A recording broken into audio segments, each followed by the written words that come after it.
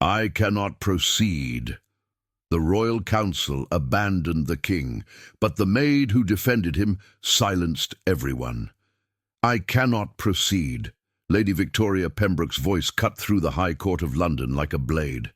I cannot proceed, she repeated, her words echoing against oak-panelled walls.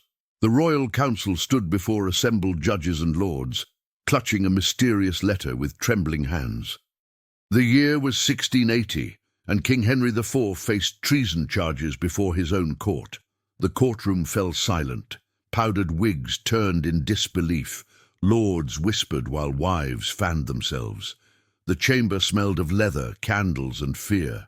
Sunlight cast shadows where King Henry IV sat alone, his royal dignity stripped by false accusations, his robes suddenly small and vulnerable. Lady Victoria Pembroke had been the Crown's most celebrated defender, England's first licensed female barrister, yet here she stood, abandoning the king, her face pale, the letter bearing a broken black seal. As she left, her silk skirts rustled like betrayal itself. Who could save the king now? Lord Chancellor Thomas Grey sat in the front row, his silver coat gleaming. A satisfied smirk played at his mouth. Beside him, Sir Edmund Wade adjusted his spectacles. Hunters watching prey fall into their trap. Chief Justice Lord William Ashworth's voice boomed, "This is unprecedented. Without proper defence, this trial cannot proceed justly." King Henry looked up, weathered face showing weeks of custody's strain. At 53, he'd ruled England 2 decades, yet now sat powerless, stripped of dignity and authority. His hands gripped the table's edge. His eyes scanned the room, searching for one friendly face among the sea of judgment. Would anyone defend his dignity? In the gallery, shadows stood Catherine Ashford, simple grey dress, white apron, a chambermaid's uniform. Auburn hair pulled back, hands clutching a worn leather satchel. At 28, she'd spent 3 years invisible at Windsor Castle. But Catherine carried a secret that would shake England. Her father, Jonathan Ashford, had been London's finest barrister before consumption took him. Unable to afford licensing fees, he'd taught her everything.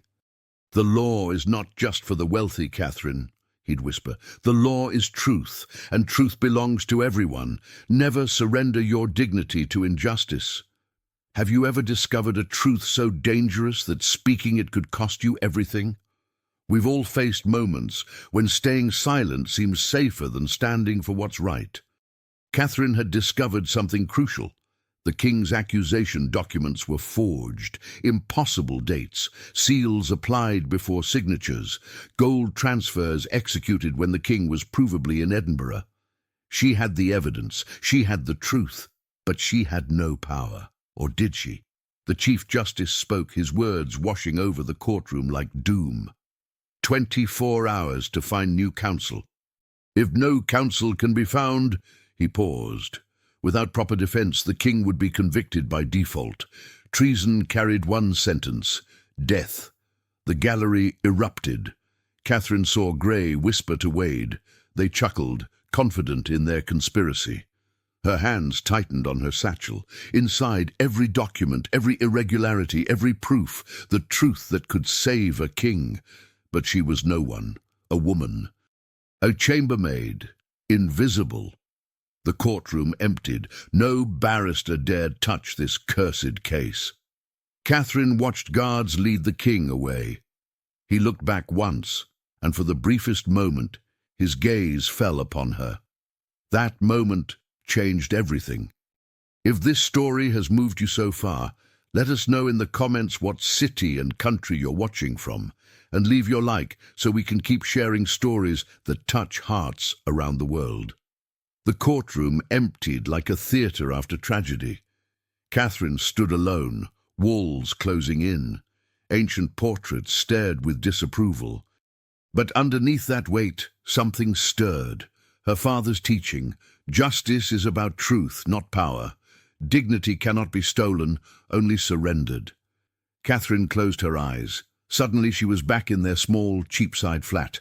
The air smelled of paper and ink, her father's tobacco. She was 17, bent over case law. Her father sat across, face gaunt but eyes bright. "Read me the principle, Catherine, the one about equality before the law."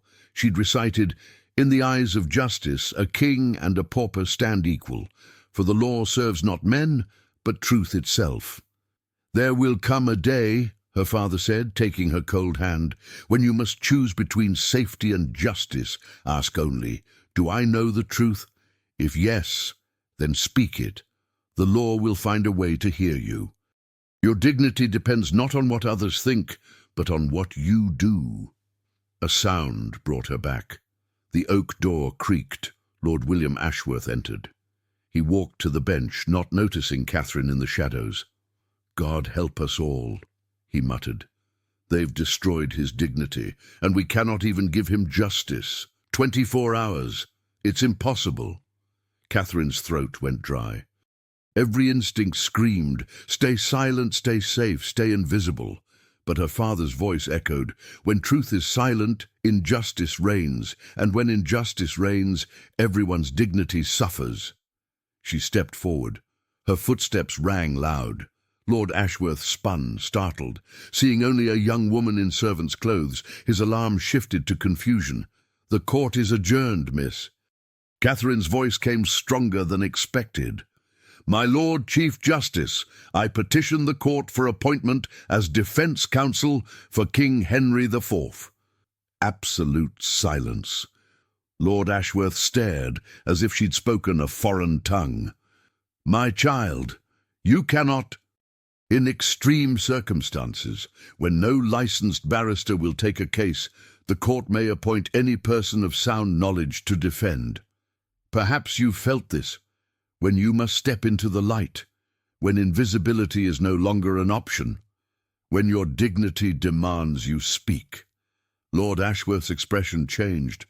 Pity gone, replaced by hope.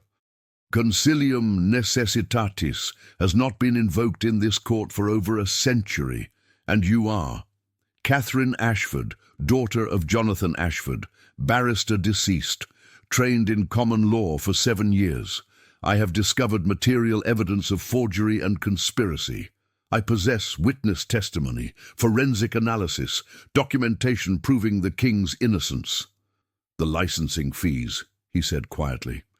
"Your father could not pay them." "No, my lord, but the law he taught me doesn't change because I lack a certificate. Truth doesn't require permission, neither does dignity." Lord Ashworth turned away. "If I grant this, they'll call it mockery." "And if you don't," Catherine replied, "they'll say you allowed an innocent man to die without defense." "Which costs more, your reputation or a king's dignity?" Lord Ashworth turned back, eyes wet, jaw set. "Present yourself tomorrow at 8. Bring evidence. If you demonstrate the knowledge and proof necessary, I'll grant your petition. But understand, if you fail, they will destroy you." Catherine pulled papers from her satchel. "My lord, preliminary evidence now. This contract dated March 15th, 1679, references a naval engagement that occurred June 12th, 3 months later. Impossible unless the king possessed prophetic abilities." Lord Ashworth examined the papers, expression shifting from skepticism to intense focus. "The seals are applied atop signatures," Catherine continued, reversing proper procedure. "And here, the hand tremor is inconsistent with His Majesty's verified handwriting, skilled forgery." The Chief Justice studied longer. "Your father was brilliant. He defended the defenseless, made enemies of powerful men because he wouldn't bend truth." He looked at Catherine with new respect. "Very well, Miss Ashford. You've convinced me, but grey is dangerous. If your evidence is legitimate, you'll be in tremendous danger. I have the truth, my lord. My father taught me truth is the only ally that never betrays." A ghost of a smile. 8 o'clock tomorrow, Miss Ashford. Don't be late. And pray your truth is strong enough to stand against the storm coming." That night in her small room, Catherine didn't sleep. By candlelight, she reviewed every document. When doubt crept in, she touched her silver locket. Inside, her father's portrait. She heard his voice. The law may favor the powerful, but truth favors the brave. Fight for dignity, yours, the king's, justice itself. I will not let your teaching die, she promised, even if it costs everything. The trial morning dawned grey. Catherine arrived at 7:30, arms laden with documents, heart pounding. Inside, Lord Ashworth sat reviewing papers. Your petition will be heard first. Lord Chancellor Grey may question you. Are you prepared? I am, my lord. Within minutes the chamber filled. Grey entered, face barely concealing rage at seeing Catherine at the defence table. Wade followed, whispering urgently. Other lords filed in. Finally, flanked by guards, came King Henry IV. Seeing Catherine, confusion flickered. Why was a chambermaid where counsel should stand? Lord Ashworth brought down his gavel.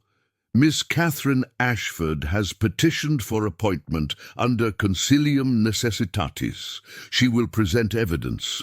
Grey shot to his feet. This is outrageous. This woman has no authority. She laid out the first document. This contract alleges His Majesty sold naval intelligence. However, it references the Battle of Bantry Bay, which occurred 3 months after this document was supposedly signed. Either His Majesty possessed supernatural foresight or this is forgery. Murmurs rippled. Grey's face darkened. Catherine continued, laying out impossible dates, contradictory details, forensic irregularities. She produced handwriting samples comparing alleged signatures with verified documents. Differences were unmistakable.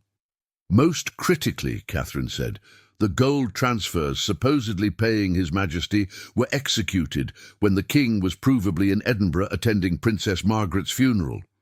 I have travel manifests signed by the Royal Guard, testimony from 23 witnesses, Edinburgh Inn ledgers. She looked directly at Grey. The only way these documents could be genuine is if His Majesty possessed the ability to be in 2 places at once. Silence fell. Lord Ashworth leaned forward. Lord Chancellor Grey, you have objection. Grey stood, face red. This woman is not licensed. She's a servant. This is a farce. Then answer her evidence, Ashworth said quietly. Are these documents forged or not? Did the king travel to Edinburgh on these dates or not? The evidence is voluminous. In that moment, Catherine saw something break in his composure. The mask slipped, revealing a man caught in his own trap. He'd been so confident no one would examine the evidence closely. That arrogance was his downfall. King Henry IV spoke, voice hoarse. Who are you? Catherine curtsied. Your Majesty, I am Catherine Ashford. For 3 years I served in your household as a chambermaid. I discovered these irregularities while attending your study. And you, the king's voice cracked, eyes filling with tears, you would defend me when my own royal council abandoned me. You would fight for my dignity when the powerful sought to destroy it. I would defend the truth, Your Majesty, and the truth is that you are innocent. Your dignity remains intact. It's Grey's that stands in question. If you've stayed with us this far, we know you believe in justice and truth. As we all know, the powerful rarely face consequences until someone brave enough challenges them. Tell us in the comments what you think should happen next, and leave your like to help us reach more people who need to hear this story. Lord Ashworth stood. I have heard sufficient evidence. Under Concilium Necessitatis, Miss Ashford is hereby appointed defence counsel. The trial will proceed at 2 o'clock this afternoon. He fixed Grey with a hard stare. And, Lord Chancellor, I suggest you review your evidence carefully. This court will not tolerate prosecution built on forgery. The chamber erupted. Lords shouted, clerks rushed to record the unprecedented decision. Grey stormed out, but Catherine Ashford stood firm at the defence table, her father's training and her own courage finally united. The trial itself was unlike anything London had witnessed in a generation. By 2 o'clock, every seat in the courtroom was filled, and crowds spilled out into the hallways and streets beyond. Word had spread through the city like wildfire. A chambermaid was defending the king. Evidence of conspiracy had been uncovered. The most powerful men in England might be brought low by an invisible woman with truth on her side. The impossible was happening before their eyes. Catherine began her defense methodically, building her case brick by brick. She called witness after witness to establish the king's timeline with precision. Guards from the royal household testified to the Edinburgh journey, describing in detail the route taken, the stops made, the dates confirmed. Innkeepers from Scottish establishments produced their meticulously kept ledgers, showing the king's signature, the rooms occupied, the meals served. Palace servants confirmed dates and details, corroborating every element of Catherine's timeline. With each testimony, the prosecution's case crumbled a little more. Lord Chancellor Grey tried repeatedly to object, to intimidate witnesses, to derail the proceedings with procedural challenges. But Lord Ashworth kept firm control of his courtroom, his respect for Catherine growing with each piece of evidence she presented. The gallery watched in rapt attention as the truth emerged, layer by layer, witness by witness. Some who had come expecting entertainment found themselves witnessing justice itself. Then came the moment Catherine had built toward. She called Master Theodore Blackwood, London's foremost handwriting expert. The elderly man was half-blind, but fiercely independent. "Master Blackwood," Catherine addressed him, "you examined the signatures on the treason contracts." "I have, Miss Ashford." "And your professional opinion?" The old man leaned forward. "In 43 years I've never seen forgery so poorly executed." These signatures were not written by His Majesty. The forger had a tell, a slight tremor in the downstroke of the letter H that appears in none of the king's genuine signatures. Moreover, the ink is consistent with ink manufactured no earlier than 1680. Gasps rippled. Grey shot to his feet. "This is preposterous." "Master Blackwood, were you able to determine who created these forgeries?" "I was. The same tremor appears in documents filed by the Lord Chancellor's office. Someone with access to that office, someone who regularly prepared legal documents, created these forgeries." Catherine turned to Grey. "My lord, I call upon you to produce Sir Edmund Wade for questioning." "I will do no such thing." When the plan required forged documents, someone in the Lord Chancellor's office provided them. The hunter became the hunted. The powerful became powerless before truth. The courtroom exploded in shouts. Lord Ashworth's gavel crashed down. "Order!" When silence fell, he looked at Grey with undisguised contempt. "Lord Chancellor, do you deny these accusations?" Grey's face was white. He opened his mouth, but no words came. It was in that silence that the final blow fell. A clerk rushed in carrying a document, handing it to Ashworth. The Chief Justice read it, his expression hardening to fury. "It seems Lady Victoria Pembroke has recovered her courage. She has submitted a sworn affidavit detailing how Lord Chancellor Grey blackmailed her into abandoning His Majesty's defence. The letter he sent contained threats against her family and fabricated evidence. She has also provided letters showing Grey conspired with Wade and others to manufacture evidence against the king. The conspiracy is exposed. The arrogant are humbled." Lord Ashworth stood. "Lord Chancellor Thomas Grey, you are hereby stripped of your office and will be held in custody pending trial for treason, conspiracy, forgery, and obstruction of justice. Guards!" But Grey was already running. He bolted for the side door, his velvet robes flying behind him like the wings of a fallen angel. Guards rushed to intercept, their boots thundering on marble. He made it to the hallway, his breath coming in ragged gasps, then burst through to the outer corridor. His desperate footsteps echoed off stone walls as he ran like a man pursued by all his crimes at once. But there was nowhere to run. The building was surrounded by the king's guard. He was tackled on the courthouse steps by 3 guards, his body crashing into the cold stone. The impact knocked the wind from his lungs. As they lifted him, his silver coat was torn, his powdered wig askew, his face a mask of terror and disbelief. The crowds gathered outside erupted in a roar.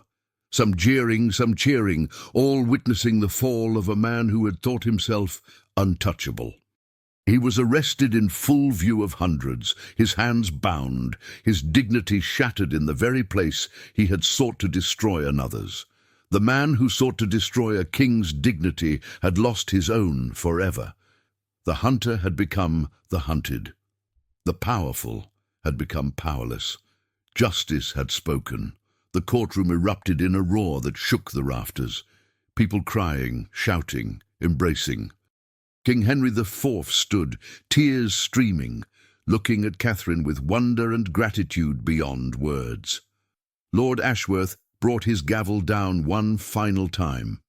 By the authority vested in this court, and in light of evidence presented here today, I declare all charges against His Majesty King Henry IV to be without merit. The King is acquitted. This court stands adjourned. The noise was deafening. Catherine felt her knees weaken, but before she could collapse, King Henry himself steadied her, his face radiant with joy. "How can I ever repay you? You defended not just my life, but my dignity, my honor, my family's name." Catherine shook her head. "Your Majesty, I seek no reward. I did what justice required, what dignity demanded." But the king was insistent.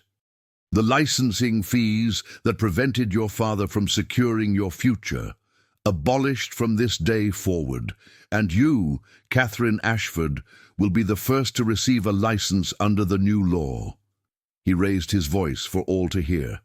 "Furthermore, I establish by royal decree the Ashford Chambers, dedicated to defending those who cannot afford counsel. And I name Catherine Ashford as its founding barrister." The crowd erupted in applause, so thunderous the building seemed to shake. Catherine felt tears streaming, but they were tears of release, of triumph, of finally being seen after years of invisibility. She thought of her father and whispered, "I did it, Papa. I spoke the truth, and the law found a way to hear me. I defended dignity, yours, mine, and the king's. Join us in celebrating this victory of truth over corruption, of dignity over arrogance. We've all witnessed how one voice can change everything when it speaks with courage and conviction." As the courtroom emptied, Catherine found herself face to face with Lady Victoria Pembroke. Their eyes met. Shame, regret, and respect mingling in the older woman's gaze. "You had more courage than I did," Lady Pembroke said quietly. "When they threatened my family, I broke. You did not." Catherine took her hand. "You came back in the end. You provided the evidence that finished Grey. That took courage too. We all face moments when fear tries to steal our dignity. The measure of our character is whether we reclaim it." Lady Pembroke's eyes filled with tears. "Promise me something. When you open your chambers, when you defend the defenseless, remember this moment. Remember that courage is not the absence of fear, but the decision to act despite it." "I promise," Catherine said. The sun set over London when Catherine finally left the courthouse. The city was alive with celebration, newsboys shouting headlines about the king's acquittal, Grey's fall, the chambermaid who saved the king. In taverns across the city, people learned that dignity knows no station, that truth can triumph over conspiracy, that justice can prevail against the powerful. Catherine walked alone, clutching her father's locket, feeling his presence. She'd started the day as no one, invisible and ignored. She ended it as Catherine Ashford, barrister, defender of the king, founder of the Ashford Chambers. But more importantly, she ended it as herself, a woman who had found her voice and used it to speak truth to power. Do you believe in the invisible strength that lives in each of us? The courage that waits, sometimes for years, for its moment to shine. Catherine Ashford's story reminds us that dignity is not determined by title or wealth, but by our willingness to stand for truth when no one else will. Competence and courage wear no uniforms, they wear truth, they wear dignity. That night, Catherine wrote a letter that would never be sent, because its recipient was beyond earthly reach. But she wrote it anyway. "Dear Father, today I kept my promise. Today I stood before the highest court and spoke the truth you taught me to see. They tried to silence me with fear, with mockery, with the weight of tradition. But your voice was louder, your lessons stronger. You told me the law belongs to everyone. Today I proved you right. You told me truth never betrays. Today I lived that teaching. And you told me to ask myself only one question: do I know the truth? I knew it, Father, and I spoke it. The King has honored me beyond measure. But none of that matters as much as this. I honored your memory. I showed that your years of teaching were not wasted. We will open the Ashford chambers, and I will defend those who cannot defend themselves. I will be the voice for the voiceless, as you were. Every case I win, every innocent person I save, every truth I speak, they will all be testaments to you. Rest well, Papa. Your daughter has found her place, and she has learned what you taught. That dignity is not given by others. It is chosen by ourselves. With all my love, Catherine." She had been powerless, and she had brought down the powerful. She had been alone, and she had saved a kingdom. The story of Catherine Ashford spread across England like wildfire.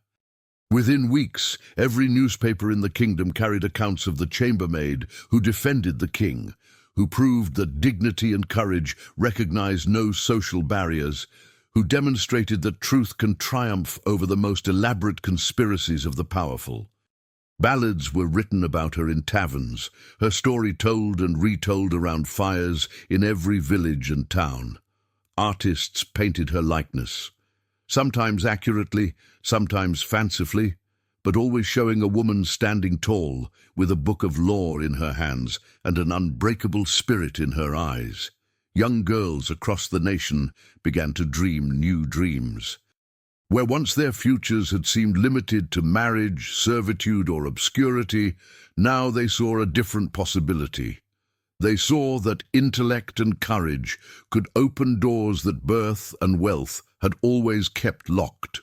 The licensing requirements that had kept women and the poor out of the legal profession were reformed within a year of Catherine's trial. King Henry IV personally championed the changes, saying in Parliament, "If we deny education and opportunity to half our population based on their sex, and to 9/10 based on their wealth, we deny ourselves the very defenders of justice we most desperately need." Dozens of talented minds, women and men from humble backgrounds, began to enter the legal field. The face of English justice began to change, slowly but inexorably. The old guard resisted, of course. There were barristers who refused to share a courtroom with women, judges who dismissed cases argued by those of insufficient breeding. But Catherine and the generation she inspired pressed forward, winning case after case, proving their competence beyond any reasonable doubt, defending dignity not just in their arguments, but in their very presence. The Ashford Chambers opened its doors on a cold morning in December 1680. The building was modest, 3 rooms above a bookshop in Cheapside, in the same neighborhood where Catherine had grown up, where her father had practiced, where she had learned the law by candlelight and determination. But those 3 rooms, small and simple as they were, became a beacon of hope for hundreds who had nowhere else to turn. Servants wrongly accused of theft found their way to Catherine's door. Tradesmen cheated by their partners, widows fighting to keep their homes from grasping relatives, laborers injured in their master's service and cast aside without compensation. All of them found their way up those narrow stairs. And all of them received the same promise, spoken in Catherine's clear, firm voice. "If you have truth on your side, I will fight for your dignity. If you have been wronged, I will seek justice. The law belongs to you as much as it belongs to any lord or lady in this land." Catherine took cases that other barristers refused. She defended people that society had deemed unworthy of defense. She worked 16-hour days, preparing arguments by lamplight, interviewing witnesses in their hovels and workshops, piecing together evidence that others had dismissed as irrelevant. She won most of her cases, not all, for justice is not always perfect, but most. And those she lost honorably, with the knowledge that she had done everything possible, that her clients had been heard, that their dignity had been defended even in defeat. King Henry IV kept his word in every particular. He personally funded the Ashford Chambers for its first 5 years, ensuring that Catherine would never have to turn away a client for lack of funds.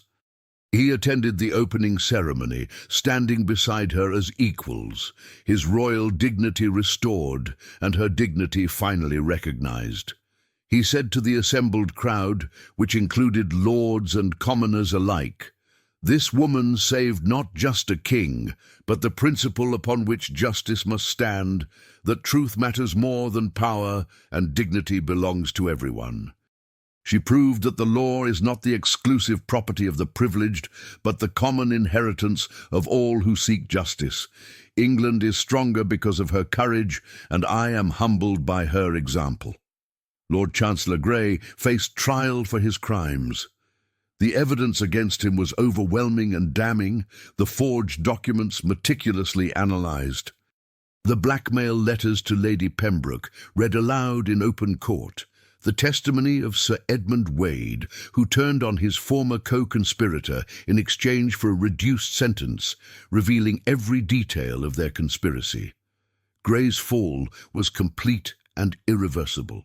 He was convicted of high treason, conspiracy to defraud the Crown, forgery, obstruction of justice, and blackmail. He was sentenced to life imprisonment in the Tower of London, where he would spend his remaining years in a cold stone cell, contemplating how his ambition and cruelty had brought about his own destruction. He would die there, unmourned and unremembered, except as a cautionary tale about the dangers of unchecked power and the ultimate triumph of truth over corruption. Years later, when Catherine was an old woman with silver hair and eyes that had seen countless courtrooms, countless battles for justice, countless victories and defeats, a young girl came to visit.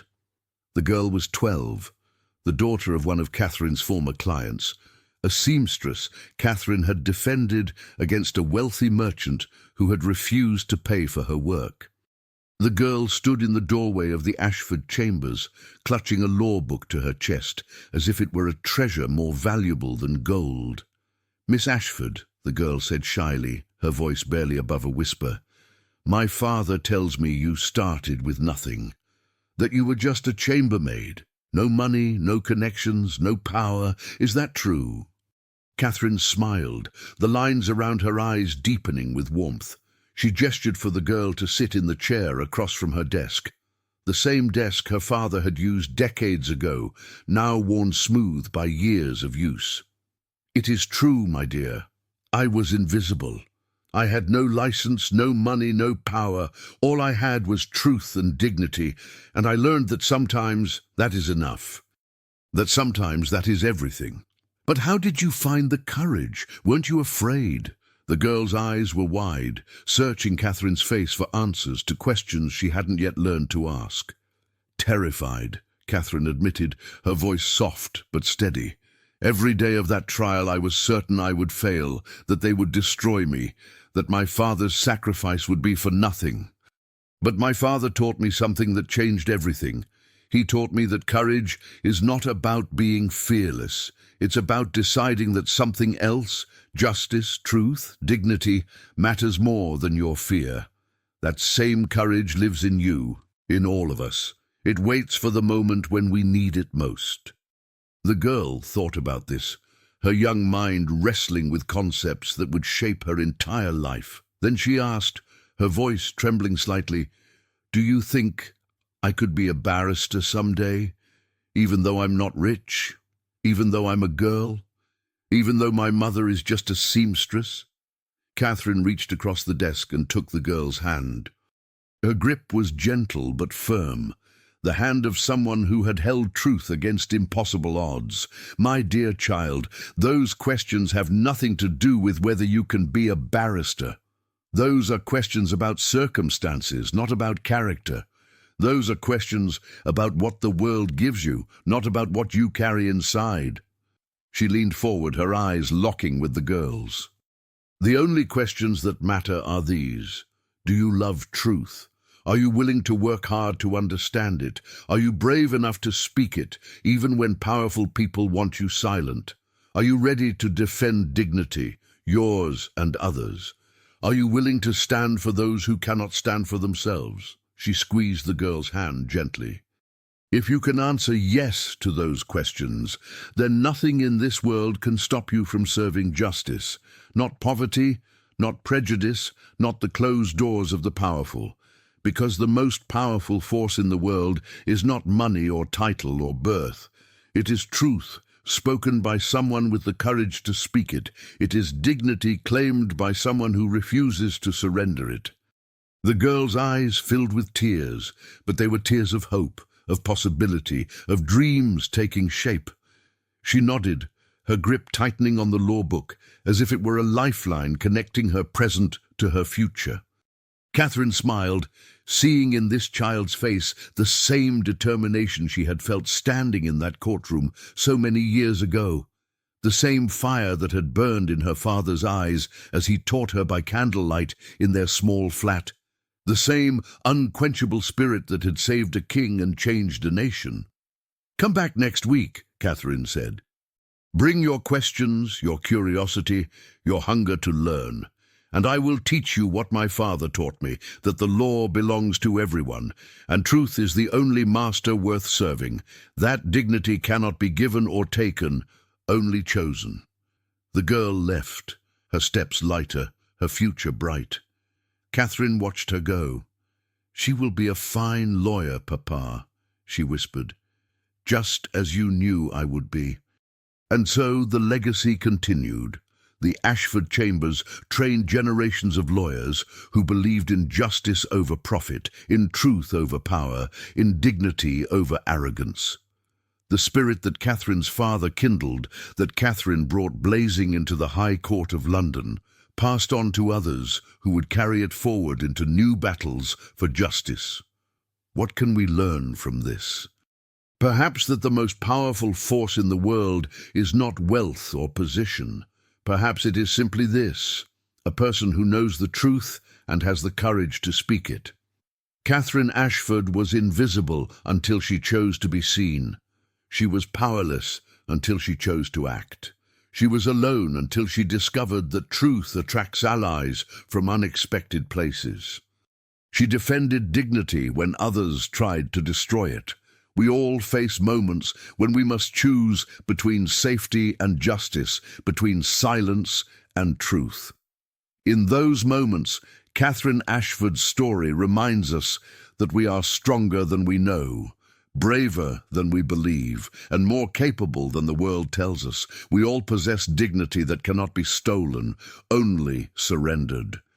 Thank you for staying with us until the end of this story. Tell us in the comments which part moved you most. Subscribe and turn on notifications so you don't miss our next stories. Leave your like if you believe in the invisible strength of dignity and family. And before you go, check out the story we've linked here. I'm sure it will move you and make you reflect just as much. The truth will always find its voice. Sometimes that voice belongs to the most unexpected person. Sometimes it belongs to someone the world has overlooked, dismissed, or tried to silence. But when that voice speaks, when truth finally breaks through the conspiracy of lies, the world has no choice but to listen. And when that happens, dignity is restored, not just for one person, but for everyone who witnesses it. Catherine Ashford taught us that.